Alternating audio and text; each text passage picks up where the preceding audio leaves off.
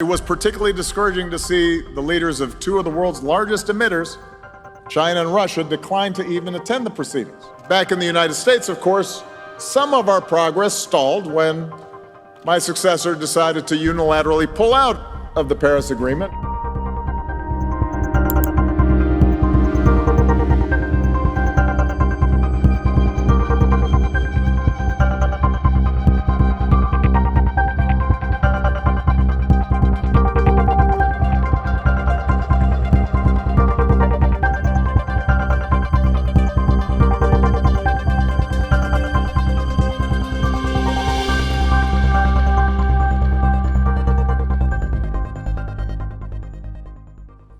I have to confess, it was particularly discouraging to see the leaders of two of the world's largest emitters, China and Russia, decline to even attend the proceedings. And their national plans so far reflect what appears to be a dangerous lack of urgency, a willingness to maintain the status quo on the part of those governments. And that's a shame. We need advanced economies like the U.S. and Europe leading on this issue. But you know the facts. We also need China and India leading on this issue. We need Russia leading on this issue, just as we need Indonesia and South Africa and Brazil leading on this issue. We can't afford anybody on the sidelines.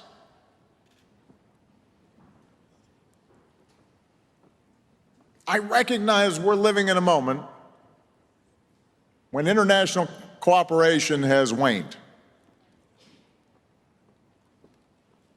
a moment of greater geopolitical tension and stress, in part because of the pandemic, in part because of the rise of nationalism and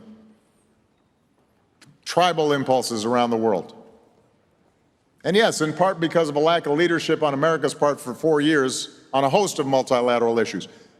I understand that it's harder to get international cooperation. There are more global tensions. But there is one thing that should transcend our day-to-day politics and normal geopolitics, and that is climate change.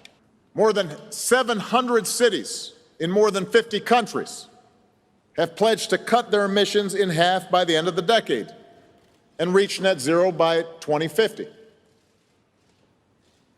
About a third of the global banking sector has agreed to align their work with the Paris Agreement. So that's meaningful. Now, back in the United States, of course, some of our progress stalled when my successor decided to unilaterally pull out of the Paris Agreement in his first year in office. I wasn't real happy about that. And yet, the determination of our state and local governments, along with the regulations and investment that my administration had already put in place, allowed our country to keep moving forward, despite hostility from the White House. The $90 billion investment that we made in 2009 helped to jumpstart the clean energy industry in the United States, and markets adapted, and so did consumers. And even when the Trump administration rolled back emissions requirements for automakers, along with regulatory changes and efficiency standards, many businesses chose to stay the course. They kept reducing emissions. They continued the transition to electric vehicles and energy-saving appliances. The ball had been rolling, and it didn't stop. And meanwhile, science and technology continued to advance. So today, the price of solar and wind energy has dropped to the point where, in some places, clean energy is cheaper than fossil fuels. Around the world, scientists and entrepreneurs are integrating abundant renewable energy, more powerful batteries, breakthroughs in fields like synthetic biology, to invent a better future that is healthier and more affordable.